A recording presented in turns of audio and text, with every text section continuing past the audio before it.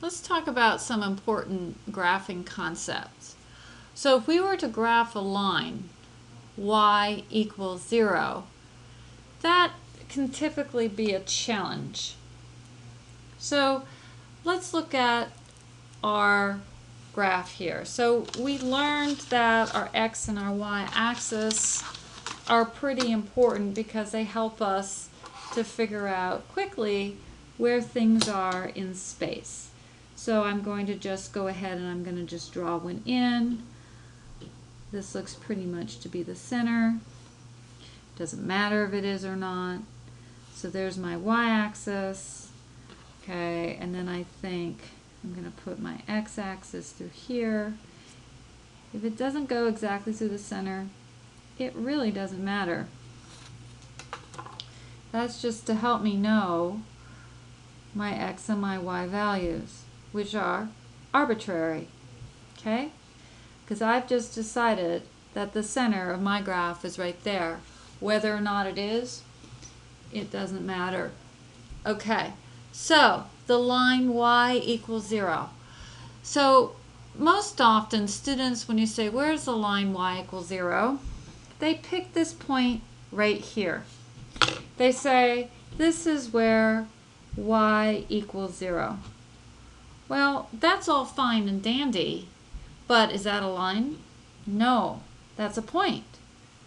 So how do I figure out where that line goes through that point? Which direction is it? Because typically, I mean, a line, that's a line that goes through, right? Or I could do it like this, or I could do it like this. Those are all lines that go through that point where y equals 0. But I want y to always be 0. So this is a way to help me figure it out. Y is my output, right? So I always want my y to be 0. So I know 0, 0. When my x is 0, my y is 0, but where else? Okay, so if I were just to pick some point somewhere, let's just try some points. Let's just put another point on here. So let's just pick this point right here. Okay, so what's the coordinate of that point? Well, that's the point where x is 1, 2, 3. So that's the point where x is 3. That's okay. But what's y? 1, 2, 3, 4. Right here. That's where y is 4. Oh, y is not 0, is it? So that can't be it. Let's put a point somewhere else. Let's see here. Let's try a point right here. Let's try that point. Well, that's the point where x is 1, 2, 3, 4, 5, 6. Huh. That's where x is 6 and y is 0. Oh, lo and behold. So I know where x is 6, y is 0. That's a point, right? Y is still 0. So y is always staying 0, but x is changing. Let's try the point, let's pick a number for x. Let's pick something negative. Let's say negative 4. So where x is negative 4, y is 0. Well, where is that? Let's see here. X is negative 4. 1, 2, 3, 4. Right here. And y is 0. Oh, look at that. So far I have 3 points where y is 0. Is there some other place on this graph where y is 0? Well, isn't y 0 also right here? Notice I picked a point between 2 and 3 for x. So where x is, let's say that's 2.5, don't we also get 0 for y? What about right here? And right here? And right here? What's happening if I start putting in all these points? I start drawing a line, don't I? Remember, an infinite number of points make up a line. Let's write that over here. An infinite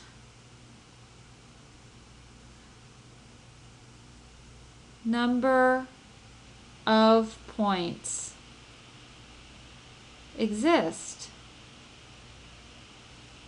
on a line.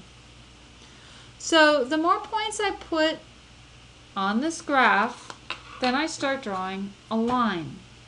And it so happens that the line y equals 0 happens to be my x-axis. Right through there. Okay, so let's see here. I seem to have misplaced, oh, here's my highlighter. So this is the line right here.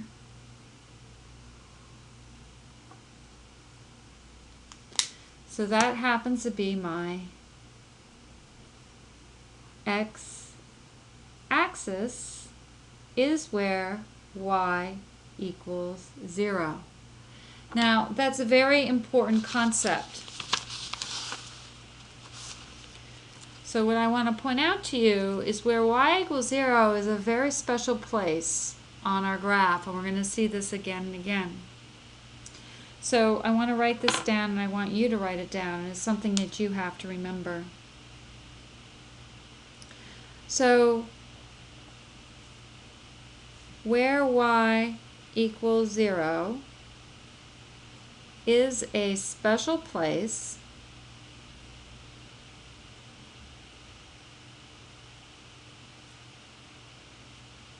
on the graph. Okay? Y equals 0 is, we call that what?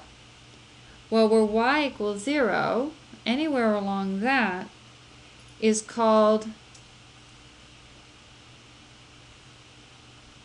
the 0 of the function. Okay? So we can see here that 6 is a 0 of the function. Negative 4 is a 0 of the function. 2.5 is a 0 of the function. Okay? Any of these points, I could draw some sort of function through there, and those would all be places. And this is something that we'll look at in more detail later. The 0 of the function is also known as the x-intercept.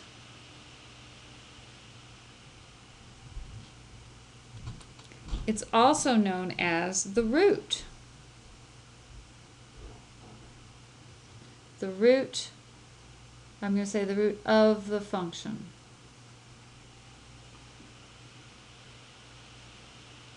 These little prepositions, of the function, that's very important, because sometimes we use the same word to mean something different.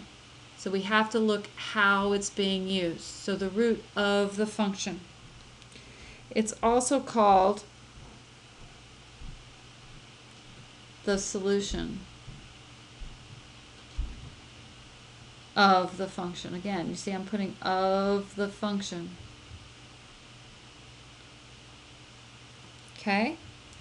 And then you may also see something that it says where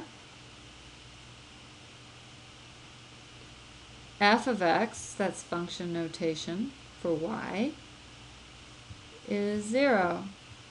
So it's what is the value of x when y is 0?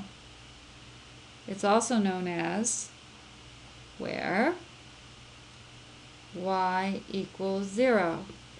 So you'll see that you'll have to put this into your memory, that all these things mean the same thing. So I'm going to put a little notation. All mean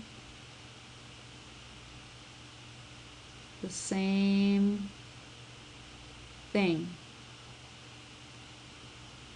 Very, very, very important.